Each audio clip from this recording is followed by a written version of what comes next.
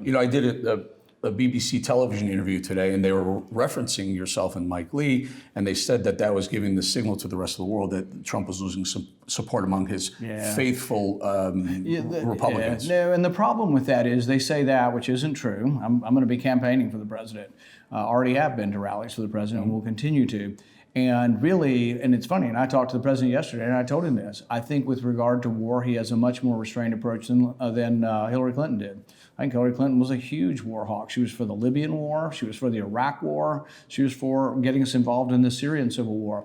So really, it's not like Democrats have been consistently opposed to or for a more constitutional foreign policy. They just don't like President Trump. And so that's the danger for a Republican like me. I get involved with this, I think, for pure constitutional reasons. And we can have a disagreement. Doesn't mean we all have to agree, but I truly believe in what I'm saying. I'm not doing it to bash the president. And yet I get grouped with some Democrats who are only doing it because they want to bash the president. You've been very consistent. This is not varied from any stance since I've known you for 15 years. You've been very, very adamant about this. And I tend to agree with you on all of it. My concern is just when it's one specific, well-known, well-defined terrorist, one person, do we really need? I just don't trust Congress. I'm not you, but and it is harder. We've seen a lot of, and it is harder to imagine how we would do it one by one by one, having votes on people. What about cyber?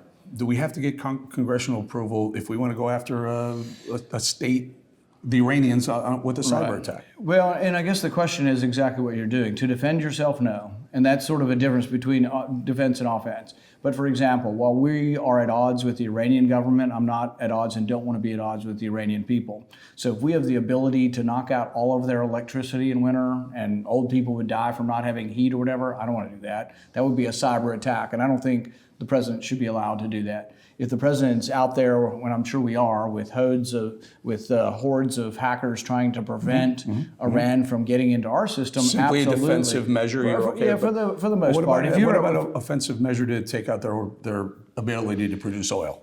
I think that's also an attack on their people as well. And so, but if you're going to do it, if you're going to declare war against Iran, we have the vote, and then we use all of our weapons.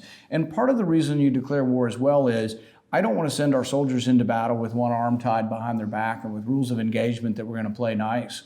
We go to war, we go to war. And I think we would defeat Iran in a matter of 3 weeks. But the question is then what? I mean, we militarily, it's also why we shouldn't be convinced that, oh no, we have to be frightened of Iran. Iran is a piddling small country. They spend $17 billion a year. We spend $750 billion. Our weapons, greatly, the president was right. We have bigger missiles than they do. Beautiful big missiles, but we do. We have the technology. But he also, and that's why I admire the president, he spoke of restraint, that we don't always have to use them. We don't want to use them. And he did talk about, he wants a prosperous Iran. He wants an Iran we would trade with. Somehow we have to get beyond that. But here's my complaint.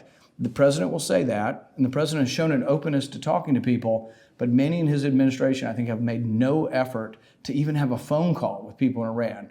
I think people say, oh, you can't trust their foreign minister. Well, no foreign minister can be trusted. They're advocating for their country, and they will do whatever it takes and be as deceitful as dishonest. But their foreign minister is articulate, speaks English, and we should be having a conversation with him and letting him know what are the off-ramps. We're beating the hell out of you with this club. Here's the carrot. What is it? What would it take? But if we don't have the conversations, we just say, bend the knee and bow down to America. That's sort of, I think there's too much arrogance and too much in what we're asking. Pompeo has 12 steps they need to do.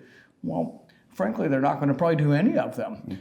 But when I have conversations with people say, how would we get to a sort of diplomatic discussion with Iran? They say Iran might be open to discussions if we included all of the Gulf states in it. For example, it's not so much just about us, it's about Saudi Arabia as well. Sure. And you're consistent on that as well. And so is Iran going to say to them, well, oh yeah, we're going to agree never to have nuclear weapons, but Saudi Arabia can have them. You know what I mean? Right. They want, I think, a regional agreement where it doesn't look like America's just telling Iran you have to do this.